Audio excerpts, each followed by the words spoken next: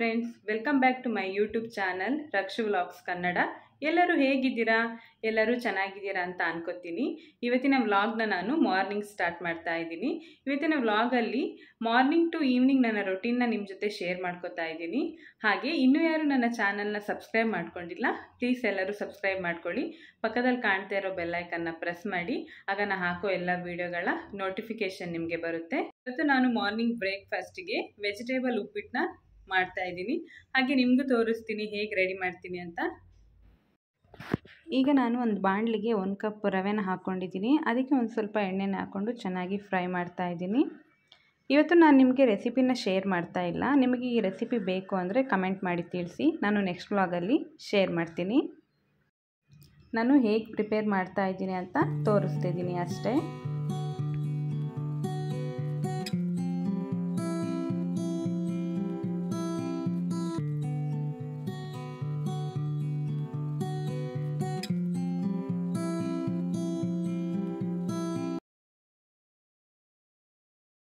ಈಗ ವೆಜಿಟೇಬಲ್ ಉಪ್ಪಿಟ್ಟು ರೆಡಿಯಾಗಿದೆ. ಈಗ ಟಿಫನ್ ತಿನ್ನಬೇಕು. ನನಗೆ ಉಪ್ಪಿಟ್ಟನ್ನ ಮೊಸರು ಜೊತೆ ತಿನ್ನೋದು ಅಂದರೆ ತುಂಬಾ ಇಷ್ಟ ಆಗುತ್ತೆ.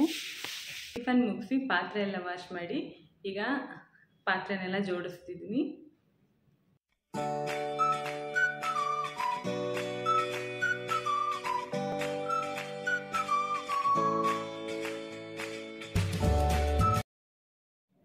ನಾನು ಲಂಚ್ಗೆ ಸೊಪ್ಪು ಸಾಂಬಾರು ಮಾಡ್ತಾ ಇದ್ದೀನಿ. ಅದಕ್ಕೆ ಸೊಪ್ಪೆಲ್ಲ ಕ್ಲೀನ್ ಮಾಡಿ ತೊಳೆದಿಟ್ಕೊಂಡಿದ್ದೀನಿ. ನಾನು ಸೊಪ್ಪು ಸಾಂಬಾರು ಮಾಡೋತ್ತಿಗೆ ಯಾವಾಗಲೂ ಸೊಪ್ಪನ್ನ ಫಸ್ಟೇ ಕ್ಲೀನ್ ಮಾಡಿ, ಇದು ಕಟ್ ಮಾಡೋಕ್ಕಿಂತ ಮುಂಚೆನೇ ವಾಶ್ ಮಾಡಿ ನೀರು ಹೋಗೋಕ್ಕೆ ಬಿಡ್ತೀನಿ. ಫಸ್ಟು ಕಟ್ ಮಾಡ್ಕೊತೀನಿ.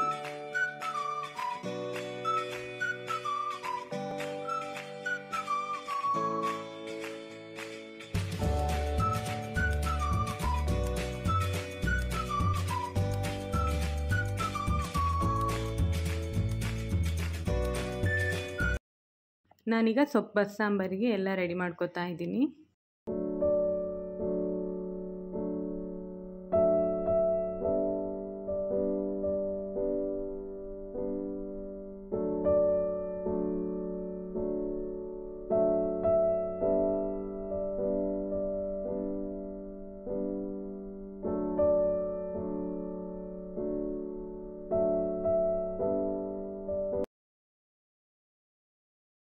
ಇವತ್ತು ಮಧ್ಯಾಹ್ನದ ಲಂಚ್ಗೆ ನಾನು ಸೊಪ್ಪು ಬಸ್ಸಾಂಬಾರು ಮತ್ತು ರೈಸ್ ಮಾಡಿದ್ದೀನಿ. ಹಾಗೆ ಮುದ್ದೆನೂ ಮಾಡಿದ್ದೀನಿ. ಇಲ್ಲಂತೂ ಮಂಗಳೂರಲ್ಲಿ ಹೆವಿ ಸೆಕೆ ಇದೆ. ನಾನು ಮೊಬೈಲ್ ಇಟ್ಕೊಂಡು ಮಾತಾಡ್ತಾ ಇದ್ದೀನಿ, ನೀವೇ ನೋಡ್ತಾ ಇದ್ದೀರಾ, ಫುಲ್ಲು ಸ್ವೆಟ್ ಆಗ್ತಾ ಇದ್ದೀನಿ. ಅಷ್ಟರ ಮಟ್ಟಿಗೆ ಸೆಕೆ. ಈ ಸತಿ ಎಲ್ಲ ಕಡೆನೂ ಇದೇ ಥರ ಸೆಕೆ ಅಂತ ಅನಿಸುತ್ತೆ. ಲಾಸ್ಟ್ ಟೈಮಿಗೆ ಕಂಪೇರ್ ಮಾಡಿದರೆ ಈ ಸತಿ ತುಂಬ ಸೆಕೆ. ಹೌದಾ ಅಲ್ಲ ಗೊತ್ತಿಲ್ಲ, ಆದರೆ ಈ ಸತಿ ಆ ಥರ ಅನ್ನಿಸ್ತಾ ಇದೆ. ನನ್ನ ಹಸ್ಬೆಂಡ್ ಬರುವಾಗ ಐಸ್ ಕ್ರೀಮ್ ತಂದಿದ್ದರು, ರೋಸ್ಟೆಡ್ ಆಲ್ಮಂಡ್ ಐಸ್ ಕ್ರೀಮ್ ಅಂತ. ನಾನು ಇದನ್ನು ಫಸ್ಟ್ ಟೈಮ್ ಟ್ರೈ ಮಾಡ್ತಾ ಇರೋದು. ಐಸ್ ಕ್ರೀಮ್ ಟೇಸ್ಟ್ ಮಾತ್ರ ತುಂಬಾ ಚೆನ್ನಾಗಿತ್ತು. ನಾನು ಹಸ್ಬೆಂಡಿಗೆ ಮತ್ತು ನನಗೆ ಹಾಕ್ಕೋತಾ ಇದ್ದೆ.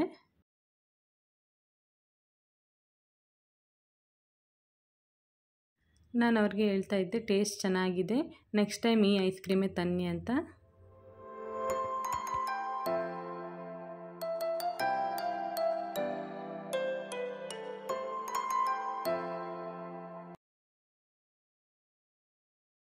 ಈಗ ಮಧ್ಯಾಹ್ನ ಲಂಚ್ ಟೈಮ್ ಆಗಿದೆ.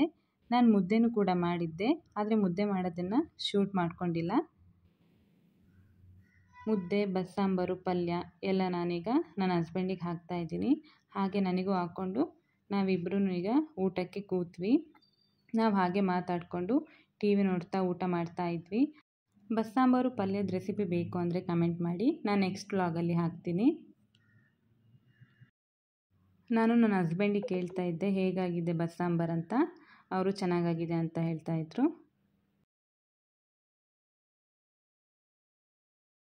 ಈಗ ಊಟ ಎಲ್ಲ ಆಯಿತು.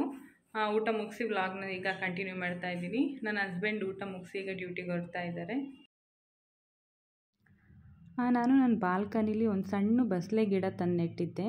ಅದು ತುಂಬ ಚೆನ್ನಾಗಿ ಬಂದಿತ್ತು. ಹಾಗೆ ಅದ್ರ ಕ್ಲಿಪ್ಪಿಂಗ್ಸ್ ನಿಮಗೆ ತೋರಿಸ್ತಾ ಇದ್ದೀನಿ. ಚೆನ್ನಾಗಿ ಮೊಳಕೆ ಹೊಡ್ಕೊಂಡಿದೆ ಬಸಳೆ ಎಲ್ಲ. ಹಾಗೆ ಅಲೋವೆರಾ ಗಿಡನೂ ಕೂಡ ನೆಟ್ಟಿದ್ದೆ, ಅದು ಕೂಡ ತುಂಬ ಚೆನ್ನಾಗಿ ಬಂದಿತ್ತು. ಅದನ್ನು ನಿಮಗೆ ತೋರಿಸ್ತಾ ಇದ್ದೀನಿ. ಈಗ ನಾನು ಈವ್ನಿಂಗ್ ವ್ಲಾಗ್ನ ಕಂಟಿನ್ಯೂ ಮಾಡ್ತಾ ಇದ್ದೀನಿ. ನಾನು ಬೆಳಗ್ಗೆನೇ ಎಲ್ಲ ಬಟ್ಟೆನ ವಾಶ್ ಮಾಡಿದ್ದೆ. ಅದು ಈಗ ಎಲ್ಲ ಒಣಗಿತ್ತು. ಹಾಗೆ ಅದನ್ನು ತಂದು ಎಲ್ಲ ಮಡಚಿ ಇಡ್ತಾ ಇದ್ದೆ.